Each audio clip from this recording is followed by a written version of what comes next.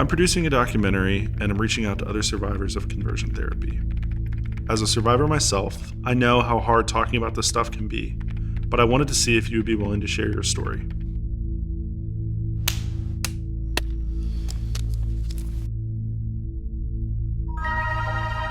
Hey everybody, Tom Barnes, Stories from the 78. And this, I feel like, could go well beyond the 78 neighborhoods of Chicago for sure. I feel like this goes to all over the world, in all of the states here in the United States, but specifically, it's an important event here in Chicago on Thursday at the Landmark on Clark Street in Chicago. It's the premiere of Conversion, and it's this amazing documentary about that act, conversion therapy. And I have the EP of this project. His name is Shimmy Braun, Chicagoan, and then I also have cast member Dusty Ray Bottoms. How are you guys? Fantastic. Thank you so much for having us today. Absolutely. Thank you. Yeah, absolutely. So I saw a staggering statistic right at the top of the movie, or the documentary. It gets to you right away, where it said 698,000 LGBT adults in the United States have received conversion therapy. Like, that is astounding to me, that in 2022 when it was made, and here we are in 2023, that's even over one. Yeah, this, conversion therapy, when you hear about it, you think it's something that was from a long time ago, like from the 20s and 40s, but it's something that is still going on today. I'm 35. I went through it when I was 20. One of our cast members recently came out at 37 and has gone through it as a 37-year-old. So, there are a lot of laws coming out right now to help protect youth, but this is something that goes far beyond youth that people just don't know about. It's also affecting our queer adults. Yeah, absolutely. The first time I ever told somebody that I was attracted to men, I wouldn't say the word I'm gay, I'd say I'm attracted to men, was a therapist who was a rabbi. He sent me directly to Barnes & Noble to buy Joseph Nicolosi's book about reparative therapy. First thing, as a 27-year-old coming out to a therapist, go repair yourself, essentially. Buy this book that tells you there's something wrong with you and you need to be fixed. So absolutely, adults are affected as well. I know, watching the documentary from the beginning and the director talking about how he really felt like he needed to tell the story, but didn't necessarily want to tell the story, just because it's got to be terrifying to open that box up and hear people in your life who are trying to guide you. Because from what it looks like from the documentary, but I imagine this goes for anybody that's had this process thrown at their feet and to deal with. It comes from a religious background where if you're a part of certain religions, being gay is not accepted, and that's what they want to fix. I use that in quotes, fix to then get their kids into heaven. Parents see this, they're freaked out that their kid might not get into heaven. And then this conversion therapy happens, where either it's from a therapist recommending a book or an actual therapist doing sessions. And I believe the name of the director is escaping me. What was his name? Zach Miners. Zach. Yes, thank you. Zach talked about he felt like it was 4 years long session, not individual sessions. Is that something that is pretty commonplace? Before I had shared my story of conversion therapy on Drag Race on a national platform, I had never talked to another person, another survivor who had also gone through and experienced the things that I had experienced. So it wasn't until I met Zach, it wasn't until I shared my story on Drag Race that I started hearing all these Me Too stories and so it's really great to have this visibility for these stories to be told, because it lets you know that you're not alone.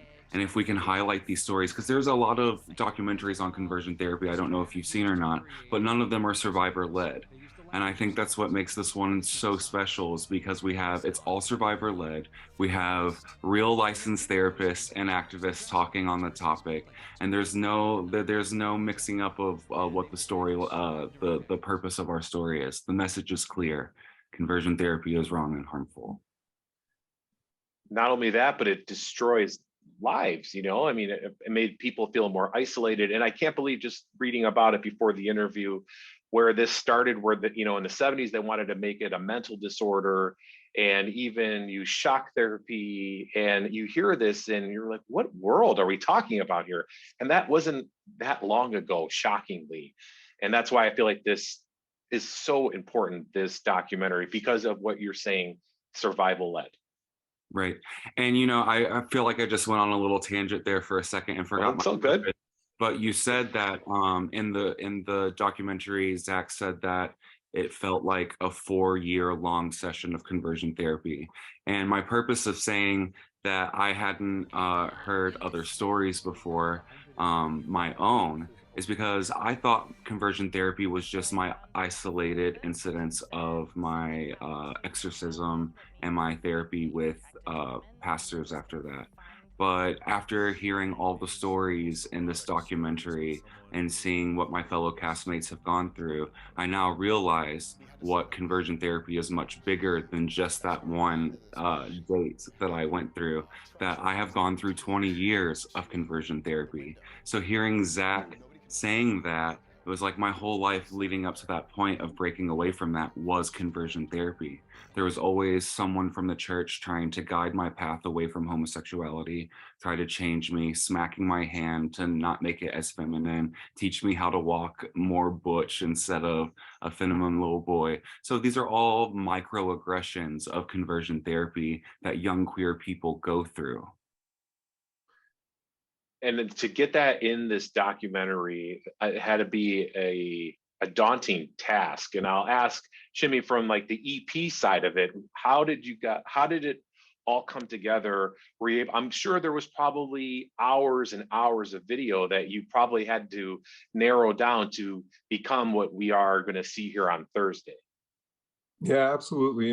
That was Zach and the team that put that together, did an incredible job of putting the footage, getting the footage out there that really told the story in its best way. The reason I came in a little bit later, when I had the opportunity to see the film, I reached out to Dusty. Dusty had always, at least after Drag Race, had been a proponent of anti-conversion therapy charities, and I would jump on those as well because I am a survivor of conversion therapy, and I enjoyed helping Dusty raise money for that.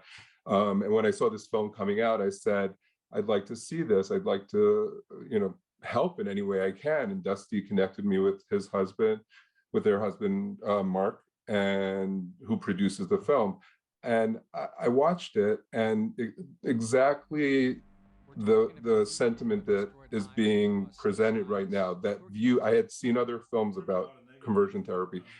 The view from the perspective of the survivor had never been told before. And that was so meaningful to me. I grew up an Orthodox Jew. I didn't come out until I was 39. I had an arranged marriage. I knew my wife for 12 days, got married. There was no internet yet. I was just told, get married, and I got married. And then the internet came out, and then there are AOL chat rooms, and I'm starting to learn a lot more about this world that I didn't know much about. And I went straight into depression, and I wanted to fix myself. Like, it was, some of these stories are being told through, like, the parents meant well. Mm-hmm. Dusty talks about their parents meaning really well. And I didn't share it with anyone. I was the one that was imposing it on myself based on my religious background and beliefs. So I thought I needed to be fixed, and that was a journey. So when I did see this, it did tell my story a little bit in each and every one of the survivors. I really wanted to be a part of it. That's kind of like on a micro personal level, but then you have it on a kind of a macro level as well, which is, I've been a Chicago businessman, blessed to be successful for 20 plus years. And I've seen how we're ahead of the curve in Chicago. When it came to gay marriage, when it came to banning conversion therapy, we've always been there. Unfortunately, though, as of late, we're seeing this shift where hate is kind of awakening again. There's been numerous protests relating to drag, relating to trans rights, and it's important for a city like Chicago to have a viewing of a movie such as this, because we want to make sure that the survivor, the individual, is not marginalized. They could tell their story. They could feel like there's a community here for them. And so my involvement has that personal element to it, but it's also wanting to bring this to our great city. Yeah, and well done with that. I feel like you're absolutely right. This just adds to the legacy that Chicago has created for itself to be leaders in this arena of the new era. With we were talking about the hate coming and pushing back on it and saying, no, not here. We need to be better than the previous generation and the previous one before that, and so on and so forth. And this does that. I mean, it's eye-opening watching this, and people are so honest in it, and it had to be incredibly difficult to be that honest. But as the two of you both had to go through this conversion therapy, for folks that might be new to that as they're watching, yes, it's recommended maybe perhaps by some religions to go and see this person and that person, but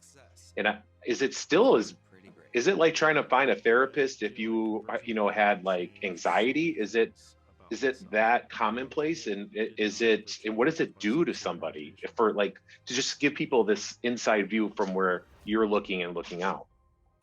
I think it is that commonplace, but you have to go in a completely different way about getting it. Because if you were to go to a real licensed therapist, they would never try to change your sexual orientation.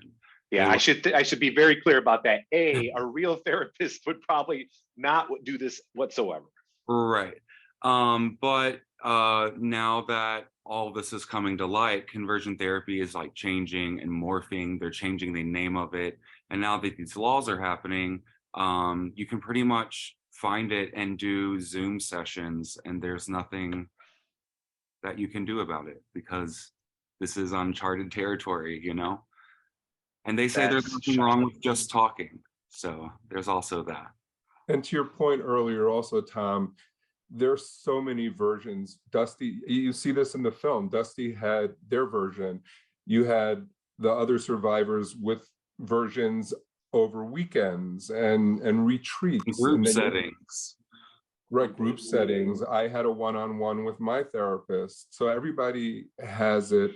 It's crazy. And many of the people leading it, like you said, are not therapists, or what they call life coaches, which is a self-made name, I think, because I don't know that there's any degree or schooling you need to really go to call yourself a life coach and then try to affect people's lives in the way they do.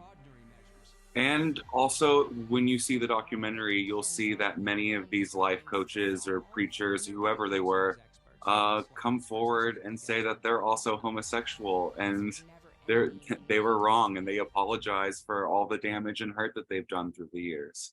And it's really eye-opening and crazy to see.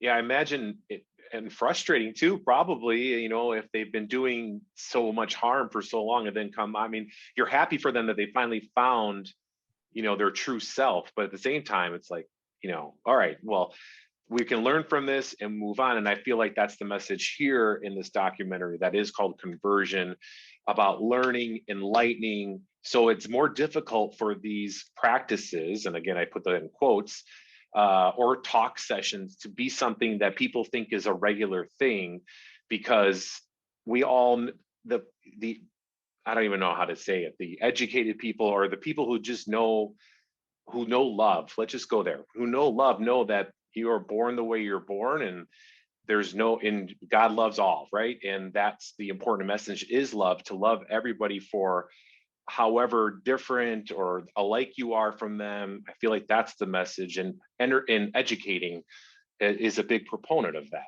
Yeah, I'm with you. I mean, I have a trans son, female to male. His name is Ryan, amazing kid. He's 20 years old. I saw him through his transition over 5 years, but I consistently get messages from him with links to various regulations or laws that they're trying to pass that can hurt someone in his position, you know. So it's just these are real life experiences that we need to open our eyes up to. So I truly appreciate you bringing that to light.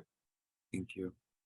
Yeah, absolutely. And it's the least I can do to give this message a platform. Is something I believe in wholeheartedly, as I've also have family members who have dealt with some of these things where, you know, a person seeing this and being of sound in mind of knowing how the world works, at least according to me and to a lot of others, it seems crazy that conversion therapy is still a thing, that it ever was a thing. But at least we can talk about it from a survival standpoint of people who've gone through it, who could talk about their experiences to help that next person that needs it. Because there will always be somebody else that needs to hear a positive message. And this documentary could really do some really fantastic work. So congratulations to the both of you and to the entire team that put this together. And I wish you nothing but the best for the big premiere on Thursday, once again at the movie theater on Clark Street. The name of it again there, I can't, it's in my mind. Oh, it's all good. It's Landmark Century at 2828 North Clark. And the tickets are at the movie's website, conversionmovie.com. And I imagine they can find more information just about the movie in general and cast and whatnot at that website. And then the big party afterwards, where was that again? We're going down the road to Roscoe's. Absolutely. My best friend from season 9 of RuPaul's Drag Race, Alexis Michelle, will be joining us, and we'll be doing our 1-hour show, Good Judy, Bad Judy. It'll be a fun time. You'll have to come out and see. I think if you come to the premiere, there is a table spot for you at the after party. Is that right, Shimmy? Am I wrong about that? Yeah, you get preferred seating at Roscoe's, and then you also get a couple of drink tickets so that you can enjoy your evening. Yeah, it's a nice package for the ticket price for sure. Yeah, win-win all around. Thank you so much to the both of you for spending time with me and just talking about this. I commend the work that you do, and we need more people in the world like the both of you. So thank you for what you do. Thank you so much. Thank you. Thanks. Yeah, thanks for having us. Thank you.